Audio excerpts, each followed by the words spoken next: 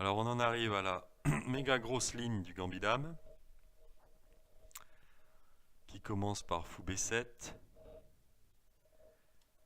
Et ici on a besoin de régler la situation au centre avant de placer les dames, les tours, etc. De la part des blancs. Donc on va prendre. Les noirs peuvent prendre évidemment du pion ou du cavalier. On va observer. On va regarder d'abord. Pion prend. D4. Fou A6. Petite astuce. Cavalier E5. Ça c'est fort. Tour C8. Tour 1. Ok. C'est un peu plus agréable à jouer pour les blancs. La pression au centre. D4. À la place de fou A6, on peut regarder. Il y a 4 coups. Hein. Fou A6. Cavalier E4. Tour C8 et tour E8. Cavalier E4. D prend C. Pression ici, évidemment. Tec tec. BC.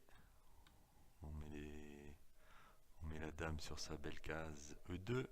Tour E8, bien sûr. Et on met les tours en face. Fou F8. Le vis-à-vis n'est pas agréable. Donc on va le rompre. Et se caler sur une magnifique case. C'est très pénible. Attaque B7, pression sur C5. J'imagine que le fou peut aller en A3, tour C1, etc. Ça c'est vraiment très très agréable ça. Je pense pas que les noirs soient en mesure de pousser les pions ou de créer du danger.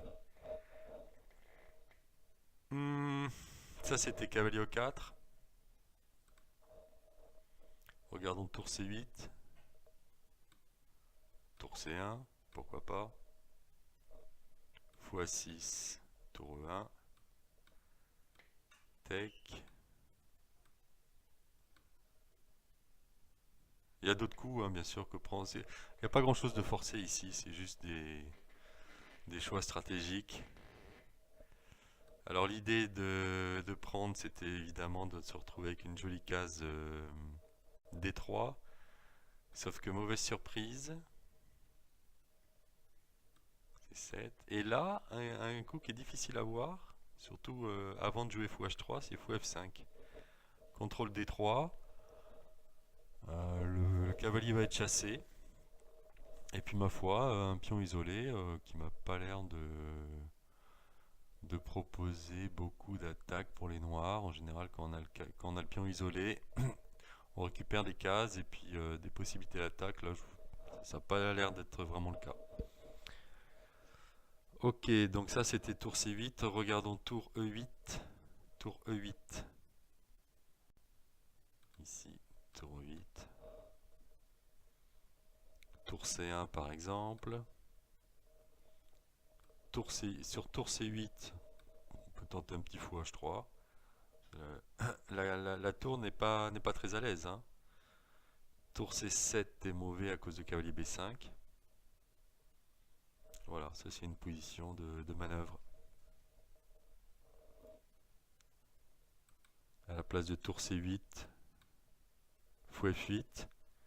Et ici, pareil, on transfère le cavalier, on ouvre le fou, on contrôle D4, et puis le cavalier peut remettre la même pression sur D5 qu'il exerçait depuis C3, sauf qu'il est plus... Il gêne personne là, il est beaucoup mieux placé. Cavalier E4, bien sûr, parce qu'il n'y a plus de pression sur D5. On remet la pression. Fou A6 tempo. Avec l'idée de s'embarquer dans une poussée de pion. Attention, cavalier E5. Tour C8 ne voit pas la menace. Cavalier D5 fonctionne. Tour prend, pion prend, le cavalier va être va se sentir un peu seul. Ok, on en a fini avec avec E prend D. Le coup principal est cavalier prend, ce qui soulage un peu la position noire, échange une petite pièce, libère un peu le fou pour aller en F6, ouvre la dame. Le souci c'est que pour continuer dans leur effort, les noirs vont devoir prendre de la dame et la mettre en face du fou. Alors si ils abandonnent leur idée et reprennent du pion, que penser de cette position et de l'échange du cavalier? Le petit avantage blanc. Voilà. On va mettre les tours, on va prendre en C5. Petit avantage blanc. Ok. Mais beaucoup plus logique est de prendre ici, sauf que tactiquement, il faut savoir s'il n'y a pas un souci. C'est toute l'idée. Donc D4 évidemment. Alors ici il y a 36 coups. On va tous les regarder un par un. Il y a Dame H5. Il y a Dame F5. Il y a Dame revient en D8. Il y a Cavalier B4 avec batterie sur G2. Cavalier A5, toujours une batterie sur G2. Tour F D8. Et enfin, le coup principal, tour A D8. Ça fera l'objet de la prochaine vidéo. Alors commençons par Dame H5, évidemment. Cavalier 5, attaque la dame, attaque les deux pièces. On va finir par ramasser la paire de fous, tout simplement. Ok. Dame D8. Alors, Dame F5, on va regarder tout de suite, c'est la même chose. On garde les dames, mais on va récupérer la paire de fous. Probablement.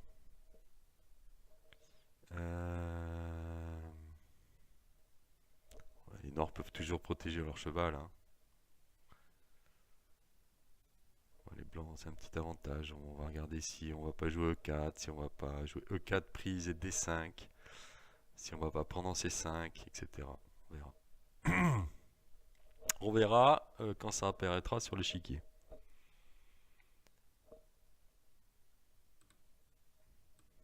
Dame D8.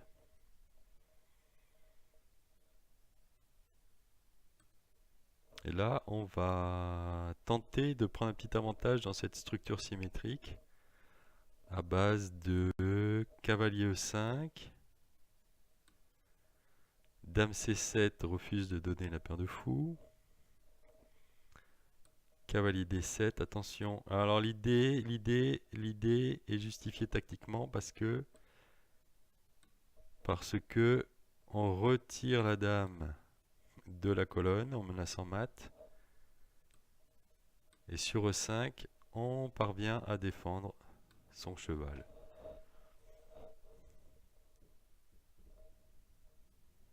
Et les blancs sont très bien mobilisés. Ok, donc ça c'était Dame D8.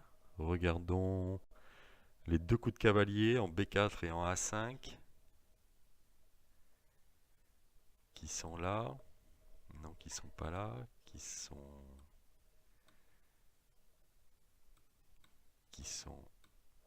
ici. Cavalier B4. Un coup à retenir peut-être. Cavalier H4. Dame D7. On ouvre. Qu'est-ce que ça donne tout ça? Fou G2, Roi G2. Alors évidemment, les noirs reprennent pas parce qu'ils vont se retrouver déstructurés.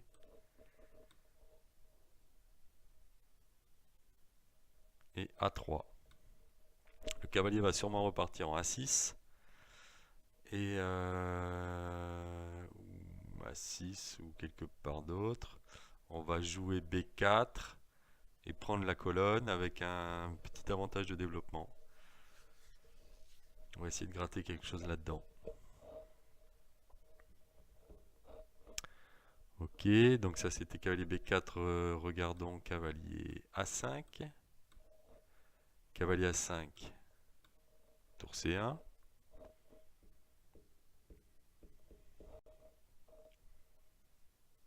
Tour A C8. Fou A3. Alors ça peut être pas mal parce qu'on va prendre, les dames vont être échangées et se retrouver avec une meilleure structure de pion. Ok. Et est-ce qu'on a fait le tour? Non, on va regarder tour FD8. Ici, tour FD8, qui ressemble au coup principal tour AD8. Donc cavalier 5, cette fois on est bon. Dame D6. Alors, l'inconvénient de tour FD8, c'est qu'on a abandonné F7. Résultat des courses, dame F7 arrive avec tempo sur le pion. On se débarrasse. Les noirs se débarrassent. On ramasse la paire d'œufs. Cavalier D3. Et fou A3. Ouais, ça c'est un petit avantage blanc. Petit, voire costaud. Hein, faut faire très attention. Les noirs sont embourbés là, avec leur cavalier qui a plongé un peu dans la gueule du loup. On se demande ce qui va lui arriver. Ok, ça c'était tout. Donc on va maintenant passer à tour AD8, qui est la grande ligne, avec pas mal de coups à retenir par cœur par contre, parce que c'est très tactique.